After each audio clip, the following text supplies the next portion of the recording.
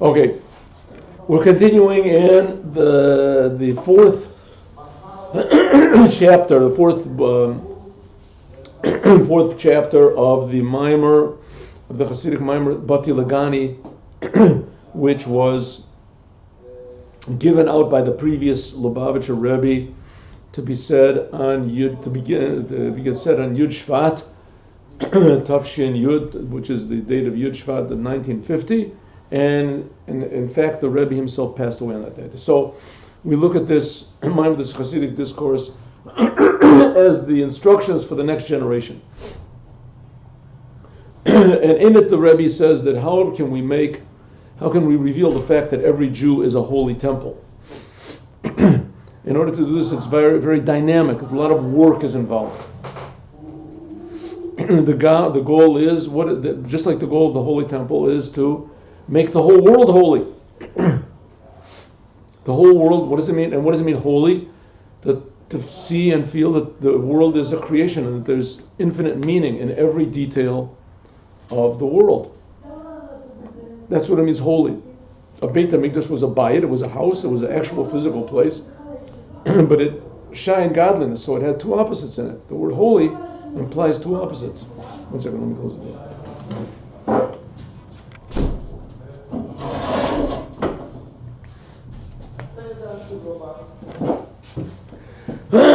So a Jew has to both be in the world, involved in the world, connected to God all the time, and use that inspiration in order to make the world and himself a better place. So first of all, you have to fix yourself up.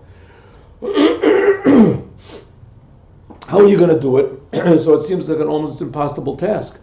The world is so real, Judaism is so small, says the Rebbe, but nevertheless, as small as it is, every Jew has inside of him a feeling, which it could be a concealed feeling, it could be a feeling that he doesn't even know, like the prince that gets kidnapped when he was 1 year old and he doesn't even know that he's a prince. But the fact of the matter is that every Jew has this feeling deep, deep, deep down, hidden inside, that he wants to do what God wants him to do. For no other reason than that's what God wants. And every Jew has this.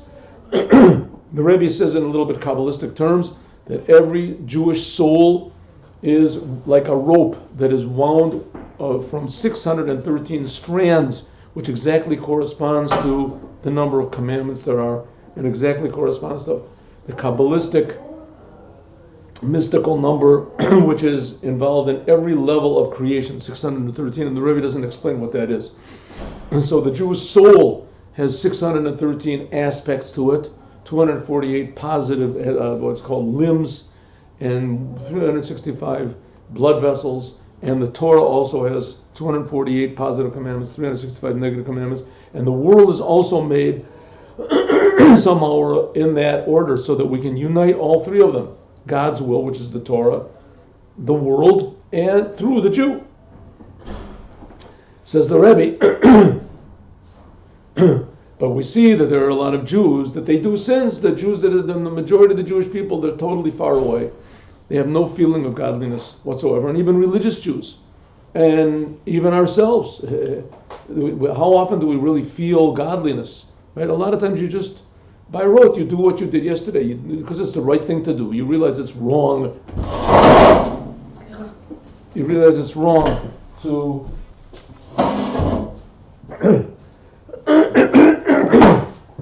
go against God's will. So you don't go against God's will. But you don't feel the love and the inspiration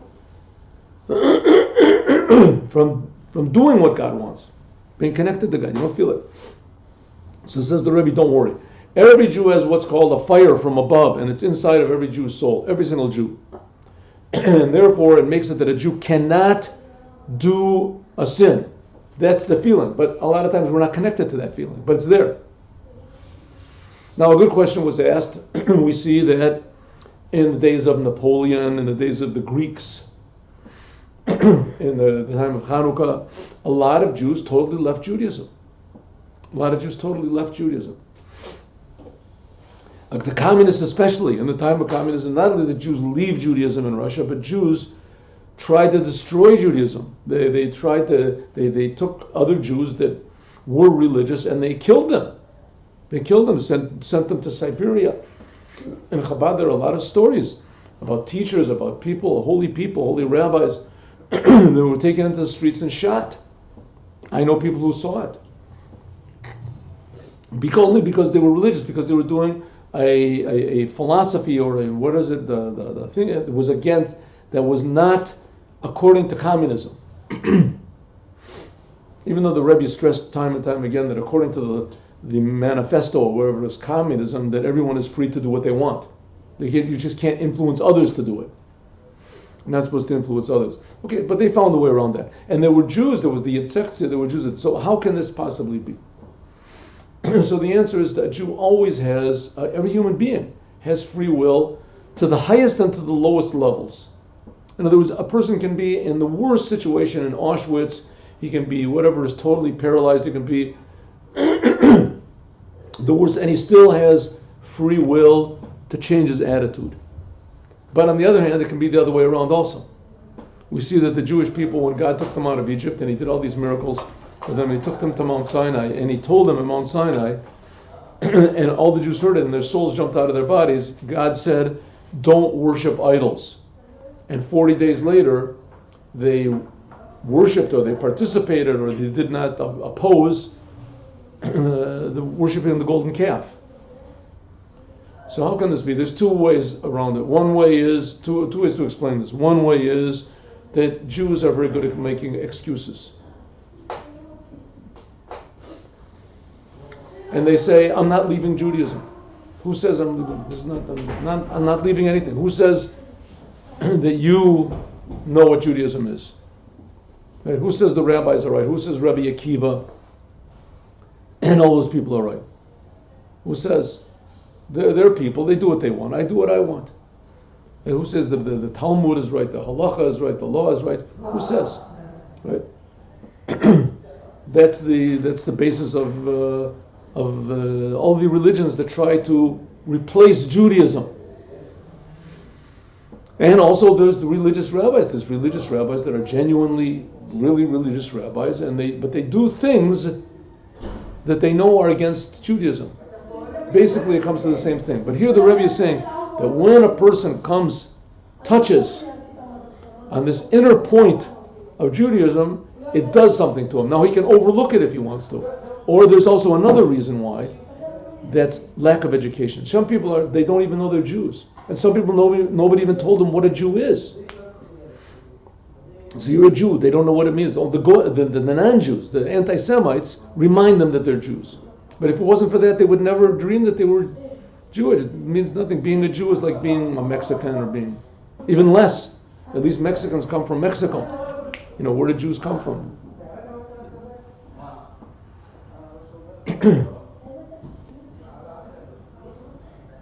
Therefore, kasher when bo is a davar, when there comes to this Jew something, a nogea b'klalatit kashrut, his whole attachment of his soul, sheyochel liyot, that he is able to be nifrad, separated by means of this from God, and he feels that this is separated from God.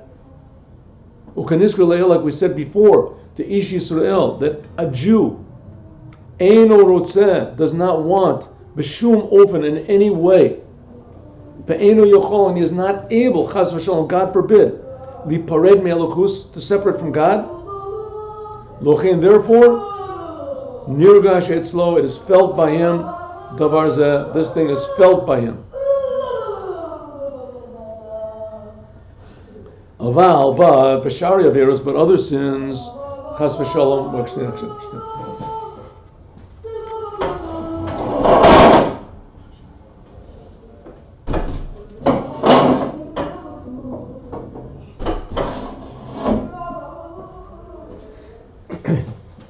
okay, but in other sins, b'shari averos, chas v'shalom, she'enu b'koros, that he doesn't feel he's being cut off from God. They're just individual little chords, strings. Like we said, the rope is made of 613 strings. Therefore, Einam nirgashim, they are not felt by him, kol kach, so much. In the Tanya, the Rebbe, in chapter 11 of the Tanya, so the Rebbe explains that there are certain Jews that can totally rebel against God. It's possible. They can be totally cut off. They're willing to do it. They're willing to be told. In the annals of Judaism, we see very strange cases like that. There is, one of the greatest ones is Elisha ben Avua. That was There was Acher. Acher, he was one of the four that went into the secrets of heaven together with Rabbi Akiva. There was Yeravam ben Nevat. Yeravam ben Nevat was a king. He was a king of Israel. He was chosen by a prophet, by Achi Ashilon. He was chosen to be. But nevertheless, like I say, a person always has free will. So therefore, a person with his own free will, he can decide to make war against God. He can decide if he wants to. But usually, these type of Jews that they do that, they do it with a fire. It's not just like a, what do I care? So I don't like fish. Eating fish, I don't like roller skating. So, take it or leave it. Take it or leave it. I don't like to watch television. Take it or leave it. But usually a type of a person like that, he leaves Judaism, it's like with a fire. Mm-hmm. It's a fire with a flag. He goes down. They're making war. Making war. It's not a casual thing. Right? You see in this, you say talk to a Jew about Judaism, come put up, I don't want it, leave me alone. Very rare is it. You say, no, thank you. No. In Israel you find that. Very calm, I'm not Jewish. I'm not Jewish. That's okay. Well, that's a different thing. But except for that, you don't find it anywhere else. Very rare, very rare. And of course, in Russia, where there was no education, but still there, even in Russia, you see it very, very commonly. I've put tefillin on Jews from Russia, 70 years old, never put tefillin on their life, and they never were asked. They never saw it. They never had the opportunity. As soon as you ask them, of course, what is it? Are you Jewish? Da. Is Jewish.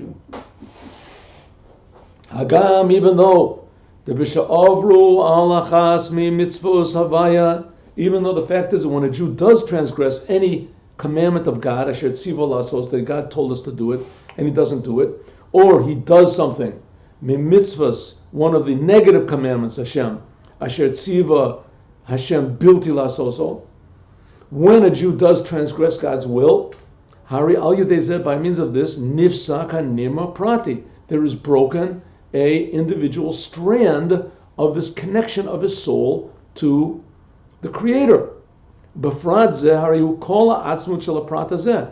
In this detail is all of the essence of this detail. What does it mean? Every commandment is the will of God. The will of God is constant every moment. If you want to connect yourself to the will of God, and God is eternal, God's will is eternal. So that's by means of the commandments. The negative commandments are things God doesn't want you to do. When you don't do it, you're also connected to God in a different way. But still you're connected. If a person refuses to do it, he doesn't know about it, so it means that his Jewish soul becomes weaker and weaker and weaker and weaker and weaker. But yoter, and even more, shepoil chalishot, it makes a weakness b'klalot hachevel, in the whole entire rope. But nevertheless, because he thinks or considers these are only just little details, he doesn't feel it so much. So we can have this thing like a reform rabbi, a reconstruction of rabbi. It's very important to him that he's a Jew. It's very important to him. What is a Jew? They read the novels, they're liberals. He doesn't know exactly how to explain it. But nevertheless, it's very, very essential and very important to him that he's a Jew. And he'll fight for that. Really get angry if you say that he's not a Jew. Right? Hainu shebazeh hine amidos the nefesh habam is the emotions of the animal soul, malimim umastirim. They hide and they conceal on the emotions of the godly soul. In other words, what do you get excited about? What do you get excited about? You get excited about the world. What about tefillin? Right? You get excited about taking a trip to, who knows, to the moon. What about keeping Shabbos? Man, it doesn't talk to him at all. It doesn't have any feeling to it, right? And justifiably so. It's not in the world, you don't see it, but the godly soul does see it, and the godly soul does feel it. Because he doesn't feel his godly soul. His godly emotions of his godly soul, the excitement of his godly soul is not felt. It's not felt, ha'or, the light, v'hachayus eloki, and the life of God. So the Rebbe is saying, the light of Hashem, the excitement of Hashem, the life power of Hashem, which is in the Torah, the mitzvahs, is real. It's there. It's not just something that you can psychologically get into, right? Like motivation, right? How can I be motivated to be a better salesman? You don't have to be a salesman at all. Who says you have to be a salesman? You don't have to be a salesman. You want to make money, right? So you believe in your product. If you don't want, maybe you can work for somebody else, do something else. You don't have to be a salesman. But a Jew you have to be, right? A Jew you have to be a Jew. That's what you are. That's your nature. And what does it mean to be a Jew? To be connected to Hashem. And God is life. God is being, creation. God is purpose, meaning, responsibility, true responsibility. That's what every Jew is. But Jews don't feel it. Why don't they feel it? Ruach shtus. Sorry, one little line. V'zehu siba. This is the reason shabal that a person can come the day to do avera, a sin. Rahman litzlan, God forbid. Hainu haruach shtus. This is the feeling of insanity, of the sitra achra, of your other side, of your selfishness. Shemechase umalim al or ha'emet. That he hides and conceals on the light of the truth.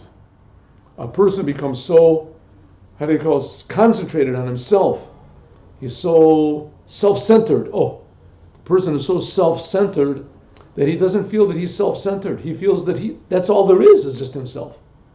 That's all there is me. It's not that I'm the center of everything. There's no everything. All there is me. Right? And then there's little things that come in once in a while, and I can take them in like a vacuum cleaner or not. But I'm the whole center. A person that feels like that, that's like a baby. A baby feels like that. A baby when he's born, he feels that way. I'm hungry. I'm tired. I want. I think. She'eno nirgash, because of that, of self-centeredness, eno nirgash, he does not feel ha'or eloki. You don't feel the fact, the light, and the creative power and the enlivening power of Hashem. V'kol hina yored, and it can be that a person descends so much, Rahman Islan, God forbid, midechi el dechi, from one stumbling to another, ad shabo, until he comes to do davar isur, a forbidden thing. Of course, now who's the Rebbe talking about here? He's talking about the person who's reading this. The Rebbe is not trying to make us feel good by seeing how, look at these non-religious people, look how bad. No, the Rebbe is talking to me. I'm reading this mimer. He's talking to me. Don't think you're so great because you're learning this Chassidic mimer and therefore you're on the top. So it's very, very easy for a person to lose his sense of feeling. Rahman Naslan. Vumitzad a ruach shtus, and it's because of the spirit of insanity. Kanishka leil, like we said before. Yamshich, so we continued. Ruach shtus, this feeling of insanity, this feeling of craziness.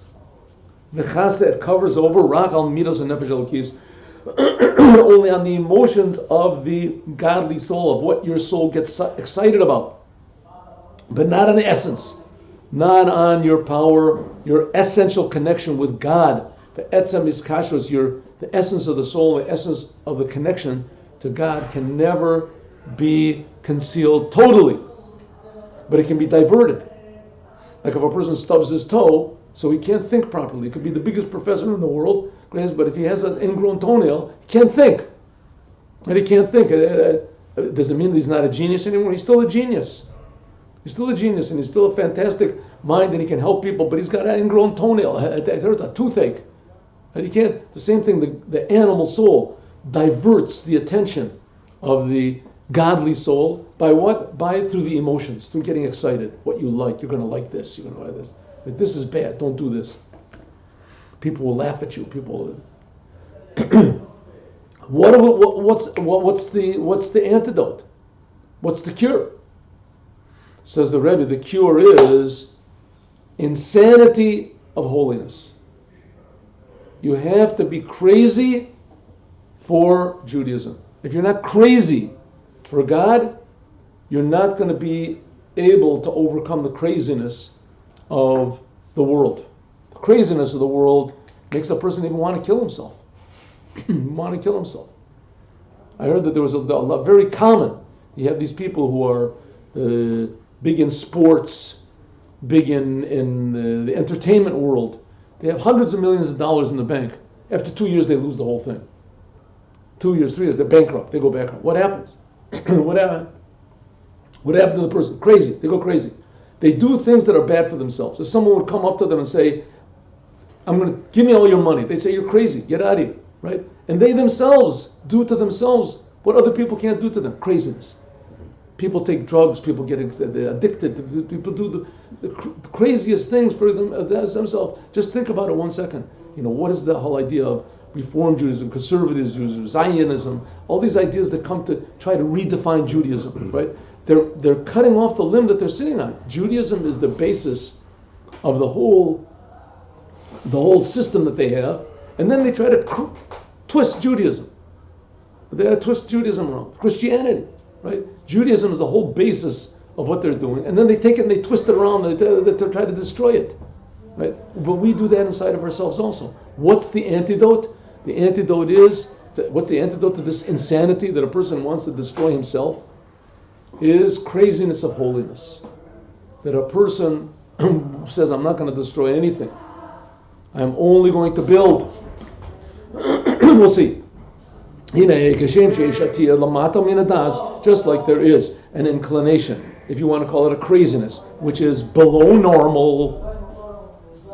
Again, according to this mimer, the Rebbe says a normal Jew is a Jew that does Torah, he does mitzvahs, he keeps Shabbos, he never does any sins. He's okay, but he's never excited. He's never excited. A normal Jew like that's in the middle, right? It's in the middle, says the Rebbe, it's not very difficult for him to lose his enthusiasm, to get enthusiastic about the world, and little by little, to the point where it's not so bad to do sins. What are we going to do against that? We see that that's the majority of the Jewish people. Just like there is an inclination, lower than normal, shehu nekrishem shtus, this is called shtus of klipa. Hine kamokein. Similarly, yeshno, there is hatayala maila miadas. There is an inclination, a deviation, which is above normal. V'hu shtus to kedusha, and this is what's called shtus, insanity or craziness of kedusha, holiness. What's an example? We'll see. And like this. Omer Azal, the rabbi, say in the Gemara in Kedush and Kesovos. Omer Alav Rabbi Yehuda Bar Ilai. They said about Rabbi Yehuda Bar Ilai, Shoya Notel Bad, used to take a stick of hadas, a stick of myrtle, whatever it's a branch from a tree, Umuraket Lifnei Akal, and he would dance in front of the bride at a wedding. Wedding is a very happy thing. He would dance. Rabbi Shmuel Bar Yitzchak, Moraked al Tlat. He would dance with three. Dancing with one, he would take a little stick and throw it up in the air. You don't have to practice very much to do that. He would dance. He would take his cane, whatever, he was dancing in front of. Oh, it was very nice. Rabbi Shmuel Bar Yitzchak, he would take 3 sticks and he would dance. Oh, this is already going out of the boundaries of normal rabbinic Judaism. You don't see rabbis juggling. But this is a big mitzvah to bring like entertainment and joy to a married couple. Yes, but in a normal way. In a normal way. David, he danced. David danced, and there was a big punishment for that. His wife got punished. It was a crazy thing that David did. But you're right, 100%. David did it, and it was very weird. It was very weird. And David's wife, Michal, she said that's a way you're just like one of the simple people in the street, like some sort of a drunkard. You're dancing around in the streets. You're the king of Israel. You're supposed to do unusual. That's like David did is what you're supposed to do. Right? We'll see. Here we have an example which was 2,000 years, whatever is after David. We'll make a complicated computation. 1,000-something years after David. Near Shmuel by Yitzchak, he goes to the wedding. All the other rabbis are standing there very honorably and very this, and he comes in and whips out these 3 sticks and starts juggling them and dancing. I mean, the guy must have practiced at home probably in order to do this. He didn't just do it in 1 second. And even if you practice, so keep it at home. You want to practice juggling? Juggle at home. What do you have to juggle in front of everybody on this? Shlosh badim. He took 3 sticks. Zoreak achas. He would throw up one, and he would take the other one. He would receive one, juggling. Omer Rev Zera, who he was like the big genius of his generation. Ka machsif lon saba. This, he is embarrassing us. This old man is embarrassing us. What does it mean he's embarrassing us? If he was a young man that was doing it, okay. But we're wise people. We're receiving from the wisdom of the Lord. We're supposed to be the ones who are the stable ones. We're stable. We're the stability of the Jewish people. People look up to us for wisdom, for normalcy. What is juggling? Where does juggling come from? Bring somebody in from the streets. Pay a person to juggle. What is the big chief rabbi? He's juggling. Nobody's going to respect him. Nobody's going to respect anybody anymore. They won't respect any other rabbis. Rabbis have a certain picture. Rabbis are honorable. You honor the rabbis. He's entertaining? A rabbi's entertaining? Who ever heard of a thing like that? Nowadays it's very common, right? But back then there was no such thing. He was slighting, he was making cheap the honor of the wise men, Talmidei Chachamim. V'noe kalas rosh batzmo, and he's acting in like a foolish way. No, that's what happened. Every wedding he would come in, everybody would figure, they would tell him off and say, okay, don't Reb Zera, don't Reb Shmuel, but don't do it anymore. Say, okay, good, I'll think about it. You're right. Next wedding would come in. He would act very normally. Everybody figured, oh, he got it. As soon as everybody would turn around, he would jump in front of the kala. He would take out these sticks and start dancing every single wedding, right? And it was just like, it was a shame. All the rabbis, oh, no, not him again. Oh, wow. I like this guy. Says the Rebbe, when Rabbi Shmuel Bar Yitzchak passed away, he was an old rabbi. There stood a pillar of fire, between him, Bakula Oma, and everybody else. There was a pillar of fire, and it says over there it was in the shape of one of these sticks that he was juggling. Omer Rav Zera said, Ahani le shoti de Saba. It seems that's pleasing to him, to God. Shoti de Saba, the sticks of this old man. Or we'll see 3 meanings of what shoti means. It means either sticks, or it means the conduct, or it means the philosophy. We'll see shut of hadas, the stick of hadas that he would dance with. Rashi, Omrle, some people say shtuti, the insanity. That he would act like a crazy person. Omrle, and some people say shituti, the Saba. Some people say his shita, his philosophy, his conduct, and how he would act. That's what was pleasing. And there was 3 things were pleasing to God: the sticks, the very sticks that he used, right? The very sticks that he used, and the craziness that he did it with, that he broke with tradition. And the third thing is that he did it in a regular way. This was his policy. But now it's going to explain that he didn't do this in the middle of the street, and he didn't do it just any time he wanted to. When he was in the bank waiting for money, right? When he was in a court case, he would just start juggling. It wasn't that he was addicted to juggling. It was a wedding, and at a wedding, we're going to learn tomorrow. At a wedding, there's a revelation of the essence of God. At a wedding, when a man, and he felt it, and it could be the other rabbis also felt it, but he acted accordingly. And he was using myrtle on top of that. Right. He was acting accordingly, and as he was acting, the situation demanded from him. It demanded really from everybody that they should act in this crazy way. And he felt it and he acted accordingly. That was his shita, that was his policy, his philosophy. And he used the sticks in order to do it. But on the other hand, because nobody else did it, it was called crazy. He broke with, if you want to call it tradition or custom or etiquette. But the Rebbe is trying to tell us something very interesting here. That all of the wise men of that generation didn't do it. And he was the only one that did, and the other wise men said, don't do it. They told him not to do it anymore. And the Rebbe is telling us that we should take an example from him, not from them. Of course, you have to be sure you're right. You have to be sure you're doing the right thing. Right? You can't go to a wedding and take off your shirt. Understand? I'm talking about nowadays everybody juggles. They do something. Right? It's not enough. Not enough, right? Where is the end going to be? It's passe. Right? And then the next day is a rabbi not doing anything.